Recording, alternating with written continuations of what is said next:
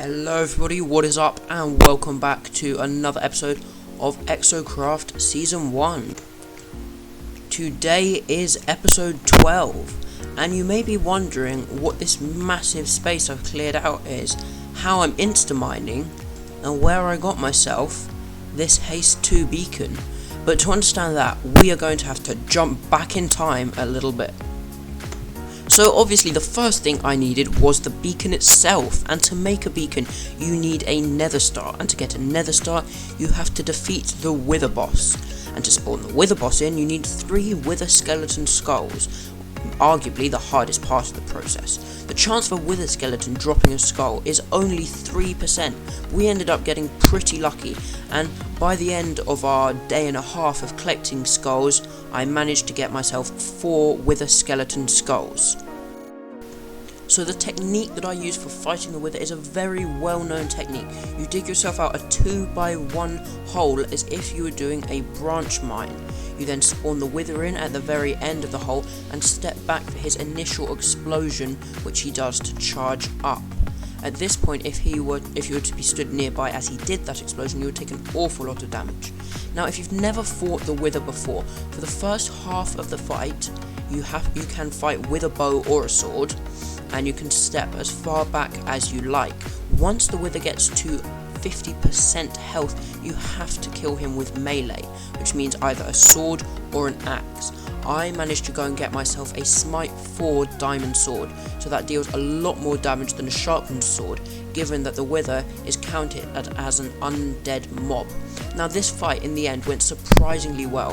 In fact, we didn't take a single heart of damage throughout the entire fight. I prepared with golden apples, ender pearls, a respawn center at the end of the corridor. None of it was needed. The fight was just a breeze. It was incredibly easy. And after we had defeated the wither, I went back along the tunnel that he had exploded, and he'd even uncovered some diamonds for us to come and pick up. So after crafting up our beacon, we needed to gather the iron necessary for building the base of the beacon. So I jumped down into my mines, and I mined, and I mined, and I mined. And if any of you are wondering what 4 hours worth of mining looks like, this is the answer. A lot of resources. And finally I took the iron and the beacon that we had managed to gather, and I headed over to the location that we intended to mine out. And then you have to place down the iron blocks, 164 of them, with a beacon in the center. And that takes us to the present day, and now that you are all caught up to speed, I will explain what I am doing here, tearing out this island.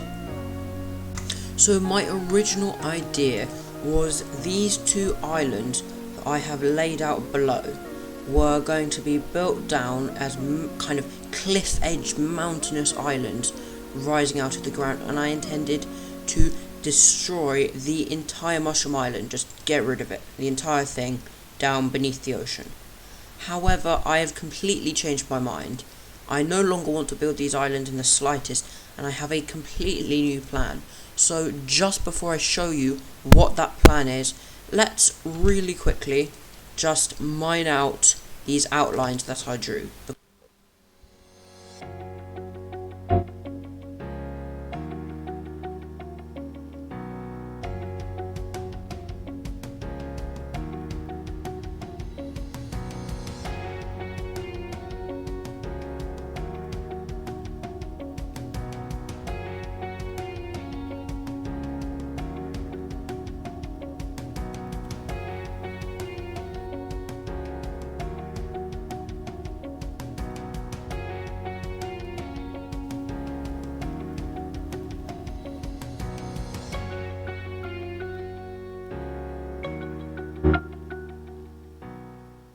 Now, I chose not to show the entire thing on camera because it would have taken a bit too long, but that is now all gone, giving us a lot more space to work with. Now, there's a lot of projects that involve a big grind. The first one is getting rid of this entire mushroom island. The second one is destroying this entire ocean monument. and the third one is the actual building of my base.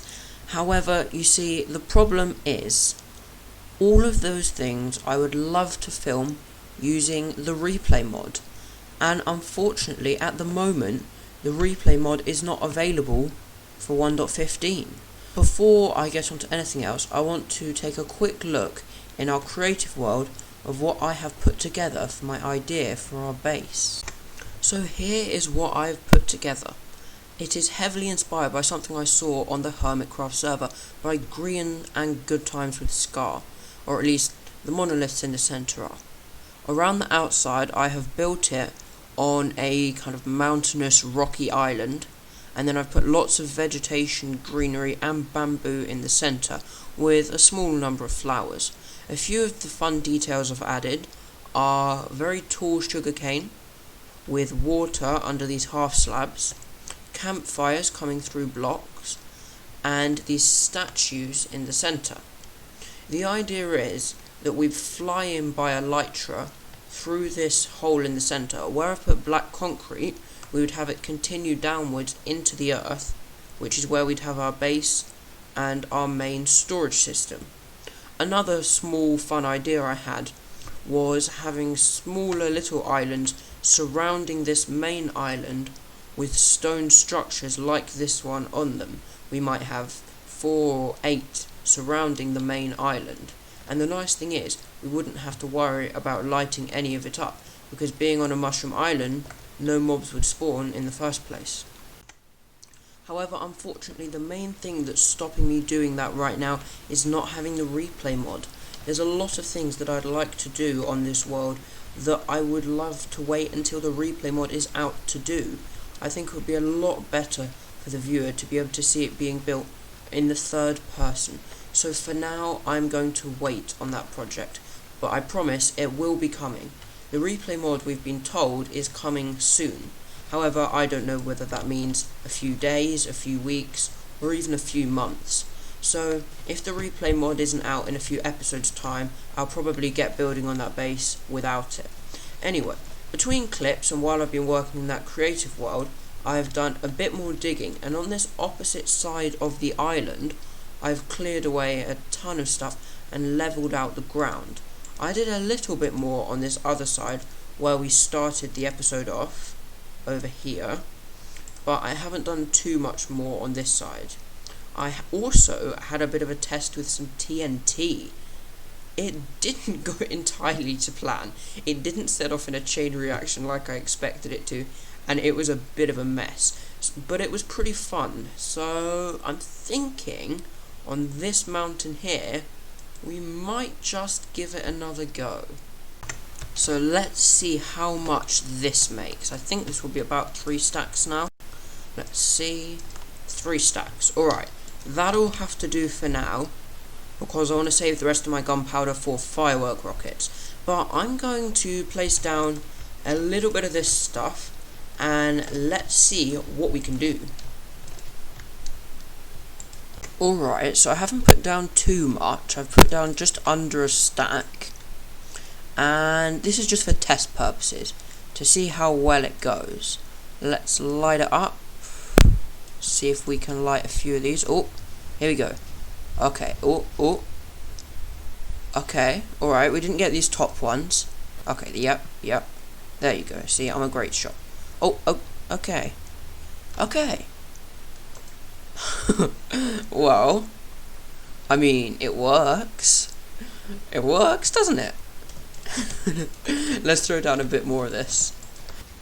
Right.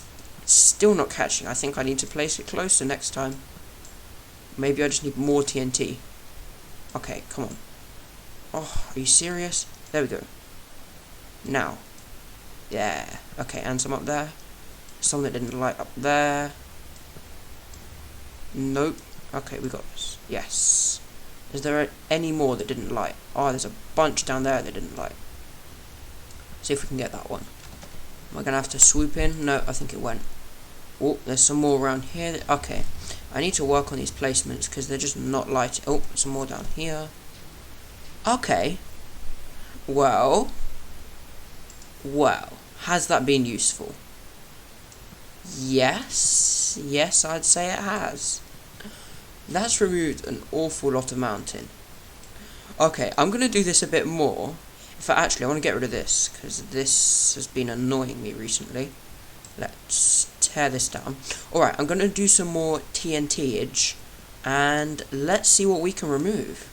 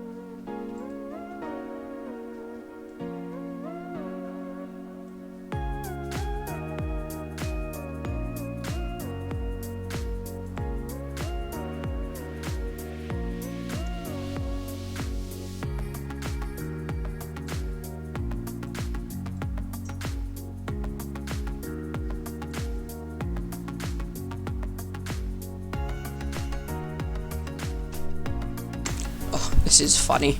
I was going to make more TNT. I've got plenty more gunpowder. The thing I've run out of is sand.